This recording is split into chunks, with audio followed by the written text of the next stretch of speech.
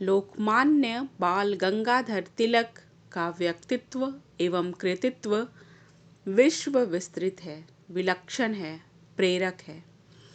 महान स्वतंत्रता सेनानी, पत्रकार, विद्वान, लेखक, संस्कृति पुरुष, गणितज्ञ, जन योद्धा की उनकी छवियां उन्हें विशिष्ट सिद्ध करती हैं।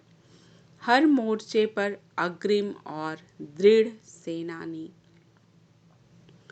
उनकी कालजयी उक्ति स्वराज मेरा जन्मसिद्ध सिद्ध अधिकार है और मैं इसे लेकर रहूंगा ने ब्रिटिश साम्राज्यवादी सत्ता को हिला कर रख दिया।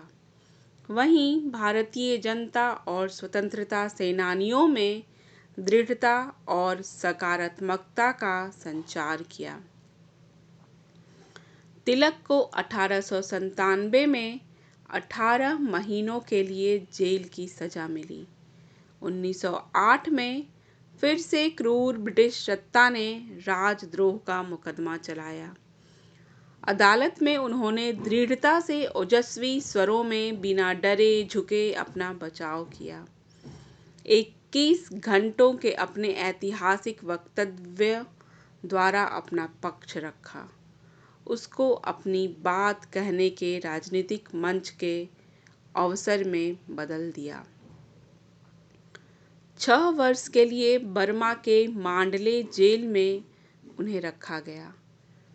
जब एक यातना गृह सादृश्य डेक के एक खाने में उन्हें बर्मा भेजा जा रहा था, तो यह खबर पाकर बम्बई के श्रमिक हड़ताल पर चले गए थे। यह था उनका जन जुड़ाव। अंग्रेजी में मराठा और मराठी में केसरी निकालकर उन्होंने पत्रकारिता के मोर्चे पर अंग्रेजी शासन की मारक आलोचना की। मजबूत अंग्रेजी सत्ता तिलक के प्रभाव और कलम से बिलबिला उठी थी।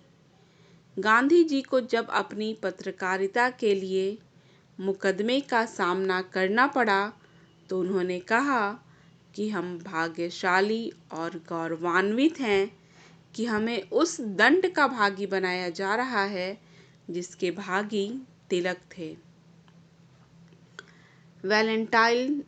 वैलेंटाइन शिरोल ने उन्हें भारतीय असंतोष का जनक कहा। अंग्रेजी सत्ता उनकी तीखी आलोचना और सवालों से परेशान थी। गरम दल के तेजस्वी नेता तिलक ने हजारों वर्षों से चली आ रही गणपति पूजा महोत्सव को स्वतंत्रता संग्राम के अलख से जोड़ा, जन जागरण का शक्ति केंद्र बनाया। राष्ट्रवादी सरोकार को जन जन से जोड़ने की उनकी नायाब युक्तियों ने स्वतंत्रता आंदोलन को व्यापकता प्रदान की। एक विद्वान सर्जक, लेखक के रूप में श्रीमद् भागवत गीता रहस्य, the Arctic home of Vedas और अनेक पुस्तकों की रचना की। यही नहीं, 1895 में 17वीं शताब्दी के महान राजा, हिंदवी स्वराज्य के संस्थापक के छत्रपति शिवाजी महाराज को प्रेरणापुंज, गौरव और स्वाभिमान के रूप में सम्मानित करने की मुहिम छेड़ी।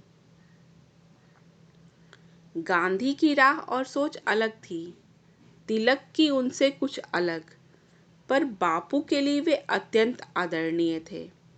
आत्मकथा में गांधी जी लिखते हैं, उनके साथ मेरे मतभेद सदा ही रहे, पर वे सब मीठे थे। उन्होंने मुझे हमेशा यह मानने का मौका दिया था कि हमारे बीच निकट का संबंध है।